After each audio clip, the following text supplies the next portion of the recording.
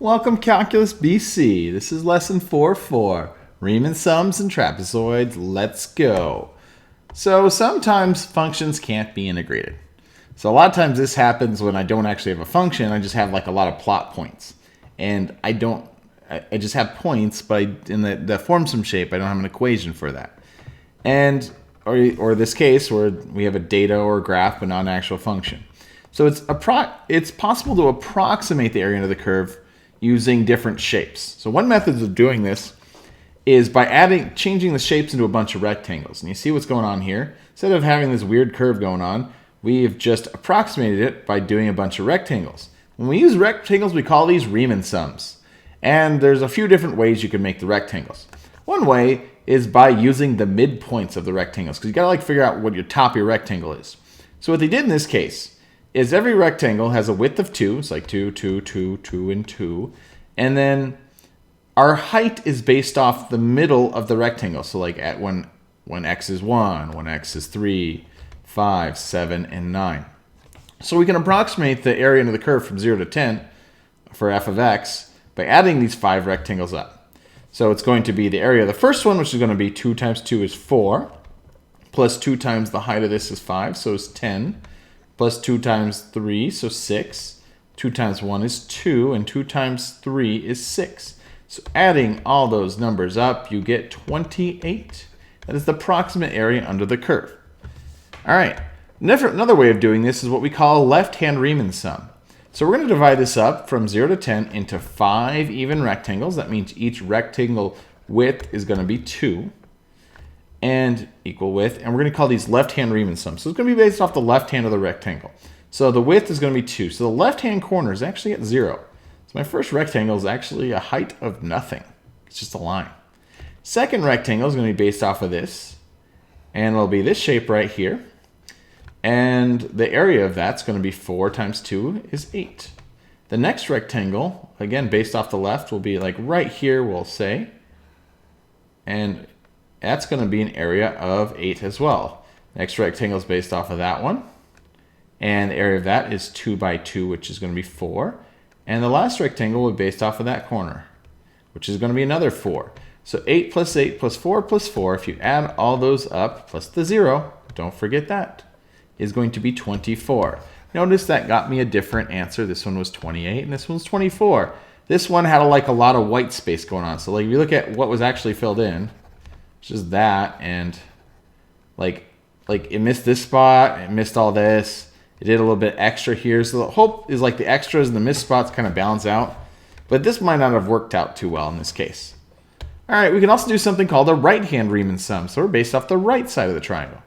So right corner right there, same thing, 5 rectangles. So the area of this first one is going to be 8.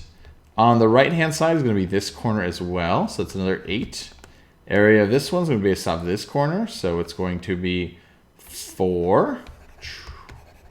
Area is going to be based off this corner, so we got another 4. And then it'll be based off of this corner, so we got another 10 in this case. So 8 plus 8 plus 4 plus 4 plus 10 is going to be 16, 20, 30, 34. So this made it a little bit bigger. So everyone was a little bit different.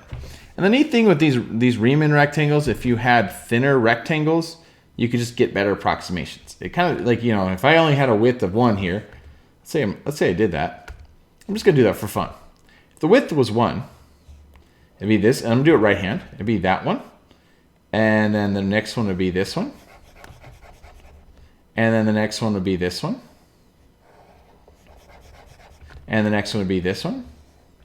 And then this one here.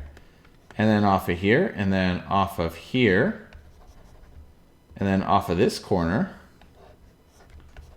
and then off of this corner up here. So I'd get a different approximation, but notice there's like less white space that's not filled in. You get better and better as you go along. All right, so rectangles are kind of neat, but you notice they have like a lot of white space. Like look at this, lots of white space and a lot of like overlap.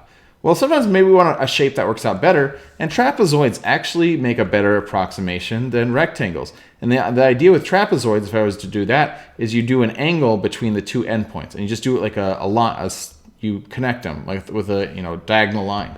So let's say my first rectangle, I did here's my shape of my of Riemann sums. So let's say I do this in trapezoids. So I'm going to put dots, and I don't know if this is the best example. Probably doesn't work out very well, but I think that shows you the point. So you're going to do a line between these two, and we fill that in. And then a line between the endpoints. Notice in this case, it still turned out to be a rectangle. That's okay. And then a line between these two, and fill that in. And then a line between these two, another rectangle, so not that great. And then a line between these two, and fill that in. So we had some weird cases where you actually form the rectangles, but I think neat thing is like these two kind of cancel each other out, and you can notice that it's pretty close to what it actually is. So sometimes trapezoidal rule is a better way to approximate. It's just maybe the math's a little harder. So you got what's an area of a trapezoid? Hopefully you know that. So let's approximate this one. This is that shape again. Notice it's the same shape, but what I did this time is I didn't always have the same width. So last time I just had the even width of 2. You don't have to have the even widths if you want to do these things. So this definitely does not have even widths. So I'm going to approximate using the 5 trapezoids. The area of a trapezoid is adding the bases, so base 1 plus base 2 divided by 2. It's the average of the bases times the height. And height in this case is going to be this length here. So h is basically your width. And then each of those base 1 and base 2, so this will be base 1, and this will be base 2, like the length of the y-axis. So in this case, the first rectangle is going to be base 1, which is 0, plus 4 over 2 times the height 2. And so the first one's going to be 4, so 2 times 2 is going to be 4. It's just a triangle right here. This next one, let's do this one in purple. So we're going to have 4, oh, that's not 4, and the height here is 3, so 4 plus 3 over 2 times the height here, which is 3 in this case. So it'll be 7 times 3 is 21 halves. 21 halves. The height in this one is going to be 4. Let's do this in a different color, red. So 4 times 3, or plus 3, over 2. But it'll be times a 1 is the height of that rectangle, so it'll be 7 halves. This one ended up being a square, but I'm going to follow the rules here. So it'll be 2. Wait, this height was 2. Oops, did I mess up? This height was 2. Let's do that in red. Oops. So 4 plus 2 is 6, so that's actually going to be 6 over 2, which is 3. And this one, the height is going to be 3, 2, jeez, plus 2 over 2 times the height 2.